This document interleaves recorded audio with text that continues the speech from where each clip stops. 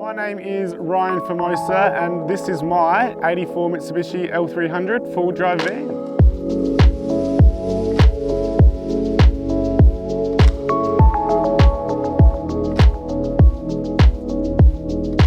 I've had this van for a bit over 4 years now.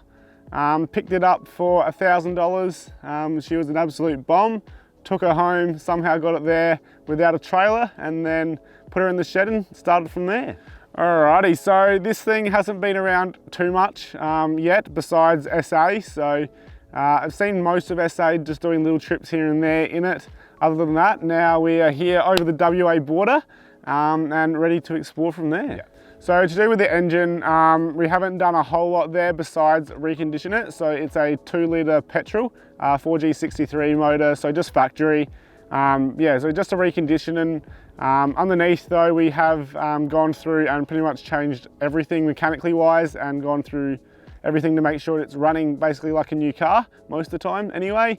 Then we've also added just a sports exhaust just to give it that little bit of a nice sound, as we all love that. So for suspension, it was very difficult to find something to fit this van. As you know, it's probably not the most common vehicle going around for aftermarket stuff. Luckily, it's a same chassis as an L200 Triton from back in the day, so we're lucky to find a suspension kit for that one. And then from there, yeah, just chuck that in. So it's a Ride Pro kit. And yeah, there's nothing really special about it, but gave the van a little bit of a 50mm lift, so she's sitting quite nicely now. So on the tyre side of things, and wheels, we are running just a 15-inch dynamic wheel, Steely.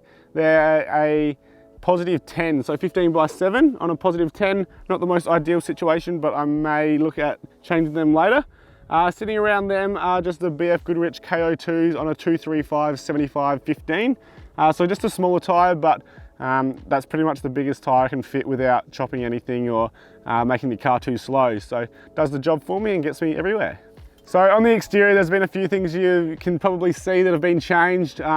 As I said before, there's no aftermarket anything for this van. So the front bar and the rear bar are two things that I designed up and then got the old man to fab up from home in the back shed. So just from bare steel. The front bars come up a treat, a little bit of a nice design, nice and sleek. Fitted the winch in there, which is a 12,000 pound Ridge Rider winch. So nothing special, but I don't really plan on using it too much. It's just there for more of an emergency. Then the rear bar, just a spare wheel in the middle with the 2 jerrys on each side. Always needing spare jerrys in this thing as she loves to chug on fuel. So from there up the top, we've got the Rhino Rack Pioneer platform at the moment. That's an absolute monstrosity of a rack. I think it's 2.738 or something long by 14 something wide. So covers the full length of the van, which gives me plenty of storage up the top too. The last thing, which has been pretty much the last mod on this van before we hit the road, was the clear views on the side. So we're running the next gen clear views from a 70 series. From there, basically I got a 3D printed bracket made up for it, custom made. And then we also CNC'd a bit of the bracket off to make them a little bit shorter. So that was definitely a lengthy process to get that done and a costly one, but definitely worth it. So yeah, it's been a good process. So when it comes to sleeping in the van, it took a while to work out how I would set the inside up. Being 6'4" and having a very short van isn't the best two things to put together. So I had to make the full length of the bed, full length of the van, the bed. So basically, I've just got a whole section in the back here, which is sort of a day area, if you say so, and then a bench top on the side. And then I just join the two with a board to make the full length of the van, and then just chuck the mattresses out. So it's not the most spacious area to sleep in, but it does enough for just myself. So yeah, it gets the job done. So when it came to storage, it was always going to be a struggle to fit everything I wanted to fit in it. Yeah, small van, not much space, but I think I'd probably maximize it as much as possible. Carrying a lot of camera gear, I have a lot of outdoor hobbies. Then you got your food, your water, and all the other bits and pieces that are your essentials. So clothing, another one. yeah, it was a bit of a process, but yeah, I think I've maximised the storage as much as possible. Got a 65 litre fridge in there now, plenty of storage in the slide out kitchen, full drawer just for camera gear, and then a big long section in the back which fits some dive fins and my water housing, some wetsuits, and yeah, plenty of goodies in this van, that's for sure. So when it comes to the power was essential for me to have pretty much as possible. Always charging camera gear on the go. It was something that I didn't want to skimp on. So I started with a full Red Arc system. So we're running the Manager 30, which is basically the charging system of the batteries. Allows me to charge from solar, a 240 and also the alternator when driving. From there, they are charging 240 amp hours of lithium batteries. So I've got two 120 amp hour iTech World batteries.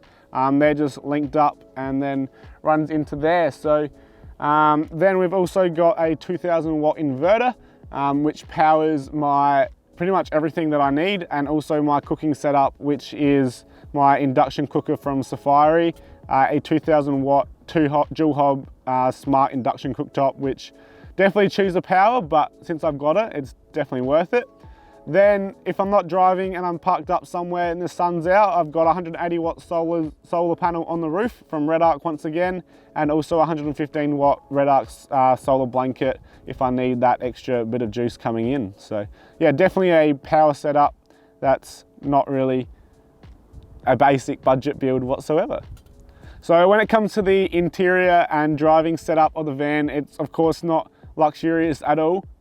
Being an old van, there was nothing in it whatsoever that spoke luxury. So it was always a process to fix that up. The first really modification in the front was made with the one stone armrest. So they're designed for a 70 series once again, but being a squarish body, they didn't take too much modification to chuck in, and they are an absolute dream for longer drives or just anywhere really. Chuck the elbow on it, and also adds in the two cup holders, as there is no cup holders in this van whatsoever, just like a 70 series. So from there, I wanted to modernize the technology inside a little bit too. So we got the Garmin Overlander navigation device. So basically a HEMA map system with also Garmin maps as well. Pretty cool device. There's a lot of detail you could go into about it, but yeah, definitely a must-have in my opinion now. Also on top, music and podcasts are a great thing to have on the road. So I needed a stereo system that I could Bluetooth to my phone, but I just didn't also want to cut up the dash because it was actually one of the only ones that I've ever seen in good condition. So I just made a head box for a double DIN head unit on top of the dash, which now I've got Bluetooth to my new speakers, and it's all good to go from there. The last little bit of modification to the van was the new seats, which are out of a Volkswagen Golf. I can't tell you what year or anything it is. We just went to a Wreckers, I saw these seats, and we made them fit. So we actually had to weld them up into the old mechanism. Because the engine's underneath the seats, they have to fold up. So we had to weld them into the old mechanism that was there to make them work. And then the car builders over the engine just to sound deaden it all. So it's just a stage 1 sound deadening there, which has made a world of a difference. I never expected sound deadening to be so impactful really, I guess. So now I can actually hear my exhaust instead of just my whining engine all the time. So it's made driving long distances a lot nicer. So for communications, running the GME XRS 370, absolutely love that device. Being able to connect your phone and send a GPS location to other XRS connects, which if you don't have one, get one because you need one.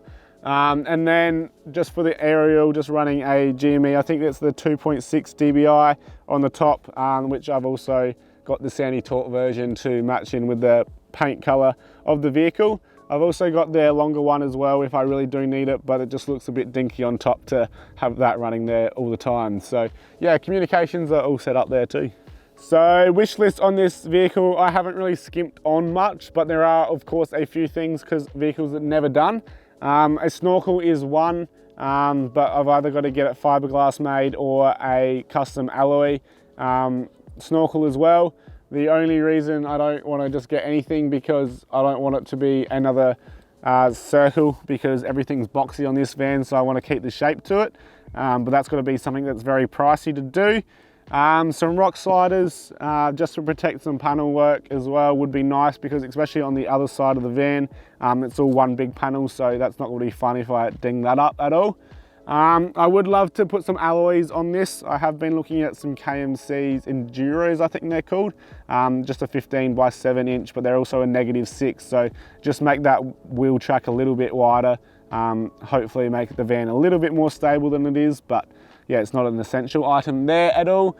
The one other thing is I need to get a better aerial for my Selfie Go booster, because yeah, the one I've got at the moment, I don't know why I even thought about putting it on there, because it's basically useless and it might as well not even have it. Other than that, I think the Rhino Rack platform is going to be changing very soon as well. Been looking into the front runner gear, and yeah, just thinking of chucking one of them on there and going from there too. So other than that, I think she's pretty well set. Yeah, there's nothing really more I can think of doing to it. Oh, besides some reduction gears. So Mark's Full Drive have a reduction gear kit for an L300, which is surprising really. So this thing loves to run away downhill, even in low range. So I'd love to chuck one of them in the transfer case and just make it a little bit more manageable off-road. Least favorite feature is probably power. Yeah, she's not very fast or powerful in any means. I mean, it doesn't stop it being capable at all, but yeah, that would be something nice to have a bit more power here and there. Yeah, other than that, yeah, I think I'm pretty happy with the whole setup. Favorite feature would definitely have to be the 12-volt setup in the induction cooker. Just something unique that not a lot of people have done yet, especially in an old vehicle like this. Just having enough power to really run a travel buddy, induction cooktop, fridge, and all my camera gear, and pretty much any 240 volt device I really want to. So I've got a toasty machine and also a blender that I travel with. So yeah, that's pretty much my favorite feature, and I've also done it all myself, so quite a bit of pride and joy gone behind it, and all the wiring is nice and smicko, and yeah, just beautiful to look at. So I am on Instagram, TikTok, and Facebook. Also jumping on the YouTube sometime soon. If not, I might already be once this video is up. But the social handle would be @RyanFormoPhoto. So it is predominantly photography based. I don't know what the YouTube's gonna look like, but yeah, the Instagram's definitely all based around my photography, because that is my job, I guess. So this van was definitely built to just get me to different places. It's definitely a unique build, and a lot of people ask me why something like this. I don't really have a set answer. I was looking for a van or a troopy at one point in time, but I also needed a four-wheel drive. Troopies were definitely way out of my budget back then, just for a basic car that needed a lot of work done to it anyway.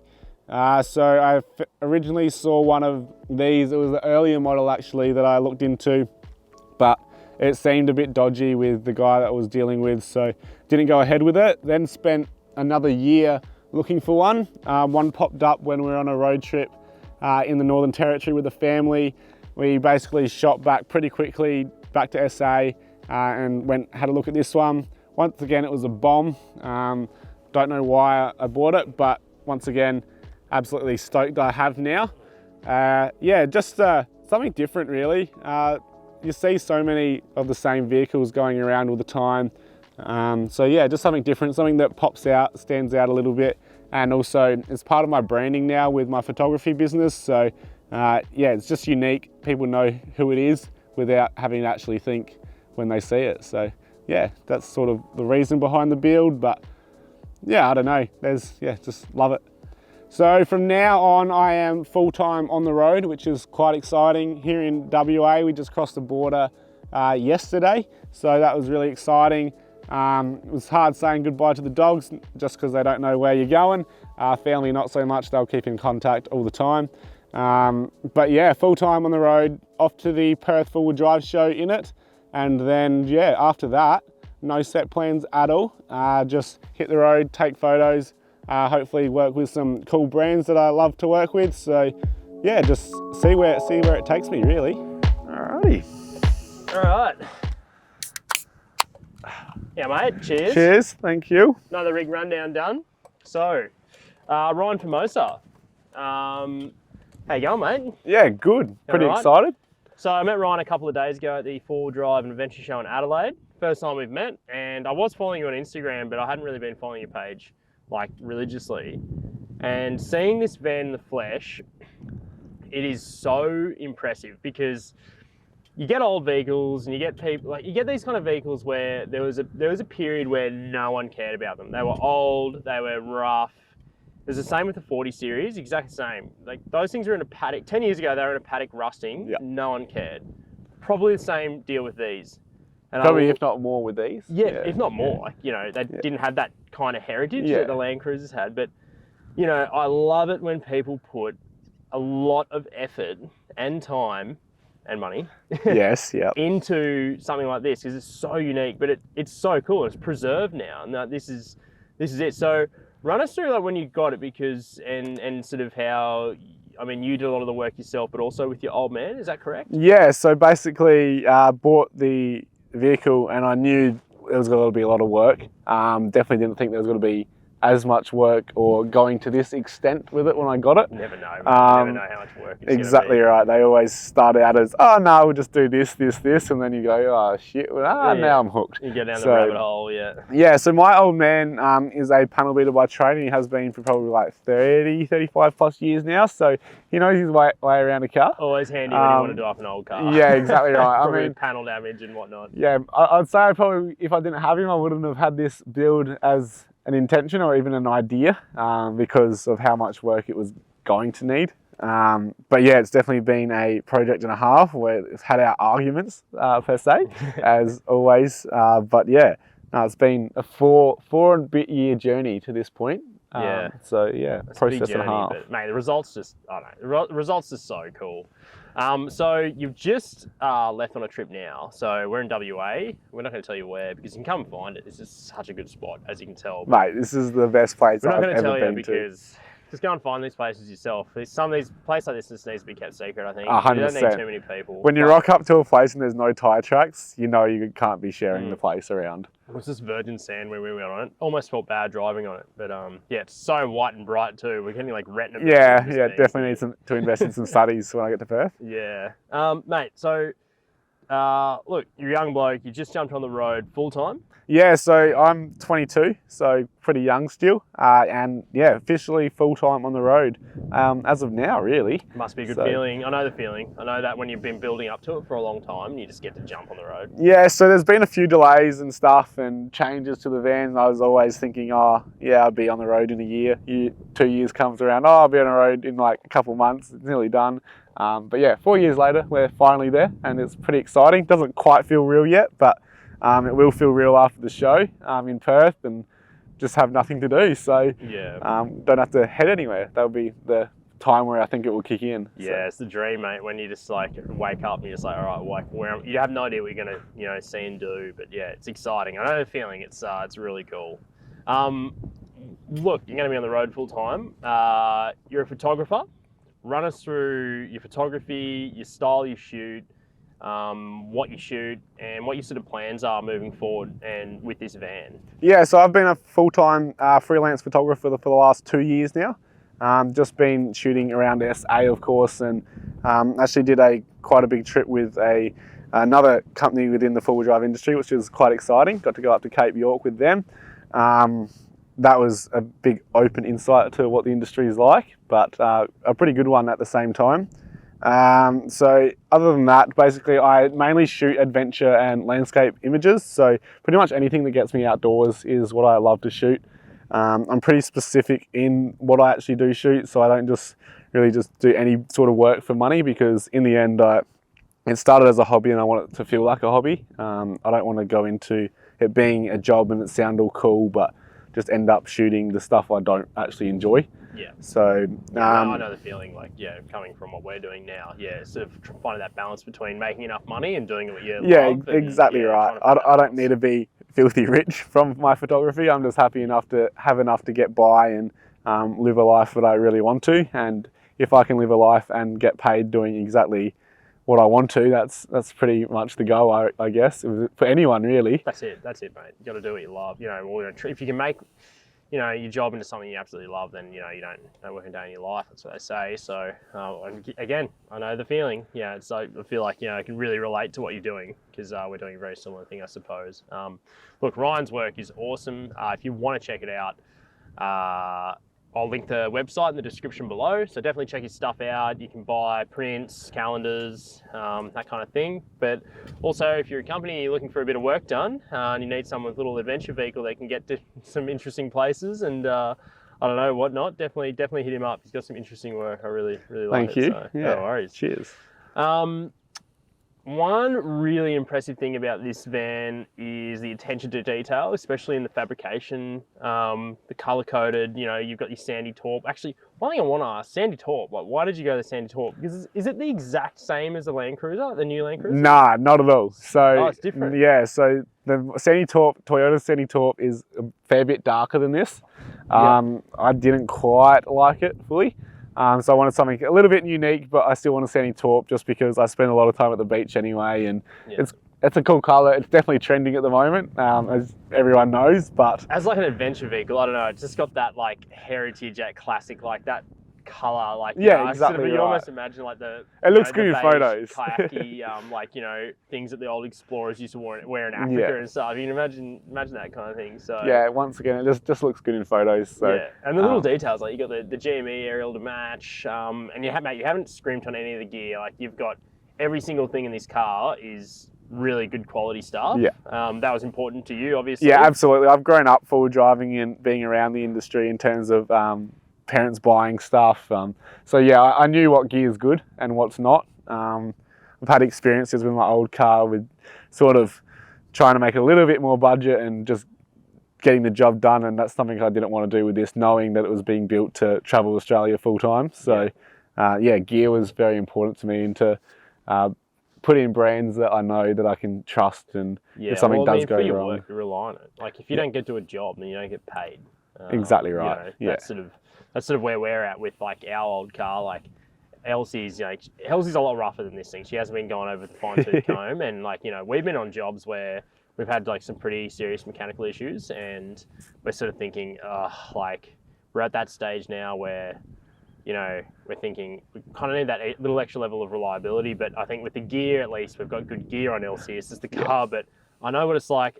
You know, you've been sort of forward driving and touring for a while, and you start off with the budget stuff, and you just move into it, and eventually you just end up just get everything's good, and it's just, you never regret it. Like, it hurts, you know, your wallet initially, but getting that good stuff is just it's so good. Definitely, you buy once, and that's once, it. Once. Yeah, That's what I say. One absolute just insane feature in this car, I'm pretty sure it'd be the only L300 in the world with such a serious power system in it.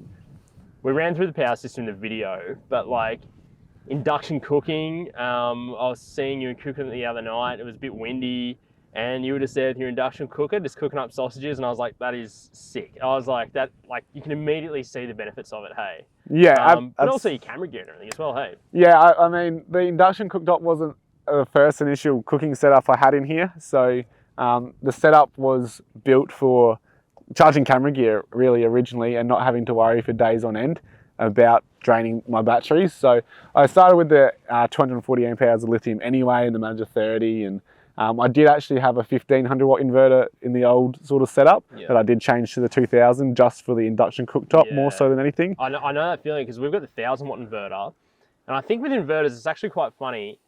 With a 1000 watt inverter, I can't really run much more stuff than like even like a 350 watt inverter. If you want to run the big gear, you actually need to jump right up to a 2000 like straight away to start running your induction.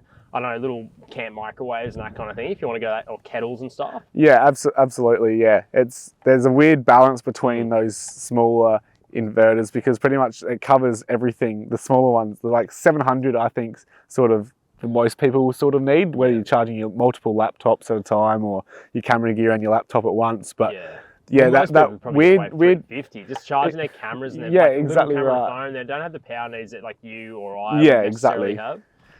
But yeah, that weird period between like the 1,000 and 1,500 watt, it's sort of like, if I was to buy it the first time again, I would just go straight to a 2,000 because then you just know you're covered, and then you don't have to go buy again going, oh, now I can't run this, because that's the problem I had originally. So and I think the thing is, because we've got 200 amp hours of lithium, and like lithium batteries, like honestly, once you go lithium, like you can't go back. Like I don't think at this stage, I don't think there's any reason not to buy it unless you're doing a super budget rig. Thing is, I got 200 amp hours, and I actually kind of in my, like, you know, if I'm going to do another build, I'd like to do maybe like 300, possibly 400. 300 would probably be enough, but the people will probably say that's ridiculous. But the thing is, the way I see it is, I'd actually only use, honestly, probably 30% of my available power, 95% of the time. Yep. It's that last 5% when I need all of it. I've been stationary for a couple of days. We're in shade. I'm getting no solar. We're running the inverter flat chat to get a video done, and that actually has happened to us. We're in Mission Beach in Queensland, and we were parked like in amongst all these like jungle trees. We're getting no solar, and we actually ran the inverter for 2 days, smashing out laptop work, and we just drained the batteries, and we needed to get stuff done. Yeah. And I was like, we actually need more power, and it was only that one time so far. But if it was like a serious, like if I needed to get something delivered, then that could be, well, that could be going to a hotel and just for the power, you know what I mean? That bit basically for our sort of needs, that bit of money that you skimped on your battery setup is something you'd lose money in a job. So in the long run. 300 amp hours would be that sweet spot, I reckon, for the induction. 240 is not too bad, but yeah, probably like, I'd love to be cooking on a fire if I'm staying for somewhere for 3 days straight with not moving the band. Exactly, so, yeah. I mean, so you got 240 amp hours. The other day when you did cook your sausos, you use 11% of your battery. Is that correct? Yeah, so that was running the inverter for the sausages, and then of course just charging camera gear in the background as well, but that camera gear is not really using much in the background when it's just a few batteries at a time sort of thing. So it's when I've got every single battery running and stuff, that's when I need it for the camera gear. But yeah, 11% was pretty much to cook sausages, and that was it. So you could get pretty draining after sort of you know, say if you're sitting around for 3 days and you're cooking 2 meals a day or something using inverters, it could get interesting. Yeah, so absolutely. That's what you want. That 11% also was the in the morning with the blender as well, making a little bit of a smoothie. So not that I was using that for more than 30 seconds, but so it's not too bad. But it's super interesting. And I was looking at all the Ryan's wiring and everything, and like compared to mine's shit. And he's done such a good job with his wiring, and it's amazing how much work you have done yourself. I suppose you know every inch of this vehicle now, like just through and through, especially doing all the panels and everything with the old man and painting it up and and also that this thing is tiny. I don't know what do you actually know what the wheelbase is? No, I have actually no idea. Honestly, the wheelbase, it's almost like a you know, the key trucks. You've got to demonstrate this. We can just put it at the end. What, like demonstrate your splits with the wheelbase? Oh, like I can split. Like I can do a split. And I'm not flexible, and that is literally, I'm at the edge of the tires there. Like that's tiny. It's almost like a key truck. You know the key cars in Japan? Yeah. The 660cc max, but they have those tiny little like 4-wheel-drive trucks, the tippers and stuff, because that's what they use for work and that.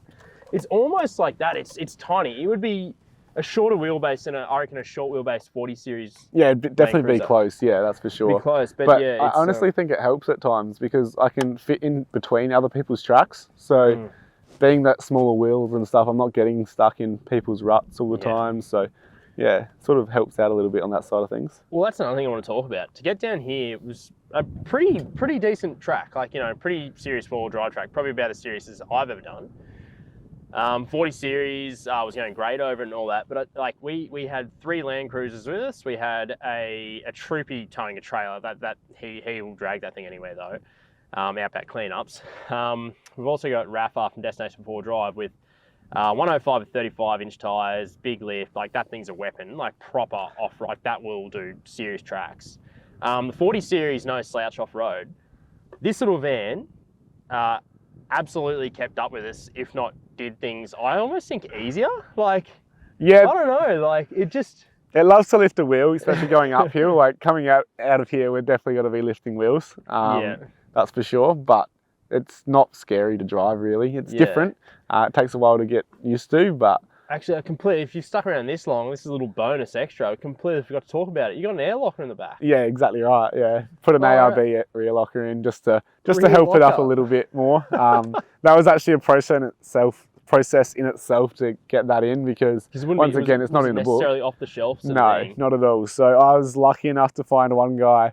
I can't even remember his name anymore, but he was an absolute legend and helped out. Yeah. Found out like all the details of the diff and everything to make it fit. Yeah, actually, that'd be another massive challenge with this vehicle, because so with our 47, we're really lucky. We share a lot of components with the 60 series Land Cruiser, which is still obviously pretty popular and relatively new. Not really, but I mean, there's a lot of them out all there. The companies, like every major brand makes a suspension for 40 series, you know, plug and play. You can get lockers, e-lockers. You can actually get a lot of gear for 40 series. Like, because they're so popular in America, you can actually get digital gauge clusters that fit in the old I love that. gauge cluster. Like, it's sick. Like, and they're and that just looks so nice. Yeah. Like, you can get so much stuff. Not for this, eh? Like, Nah. not like a lot of So the. the only thing this shares in common is with the L300 Tritons, which there's still really not many of them around in good nick anyway. And they would have been a longer wheelbase anyway. No. So the L300 is exact same chassis, bolt-on, bolt-off bodies. So really, yeah, they're a tiny little ute. Yeah. I'm trying to think. Like, yeah. You don't see many of them around. I think I've seen one L200 Triton ever on the road, in SA anyway. But yeah, there's not many of them out there either. So parts are hard to come by.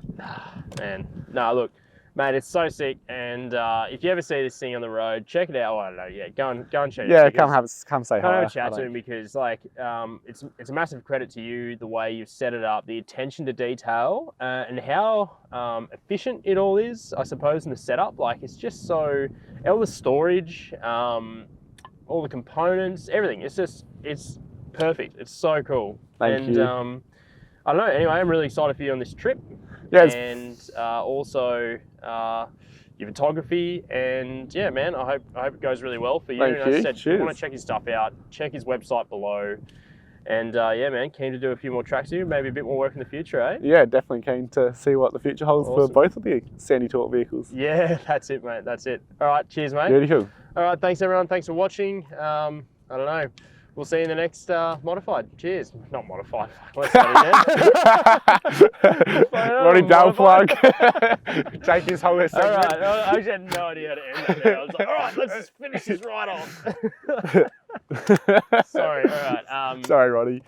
Yeah, sorry, Roddy. All right, everyone, that is another Touring Rig Rundown.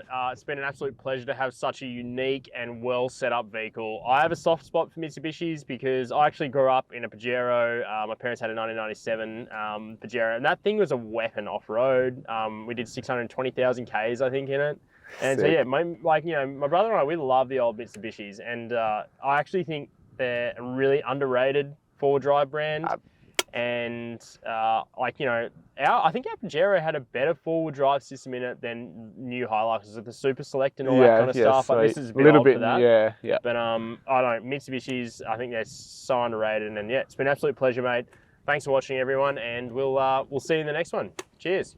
Cheers.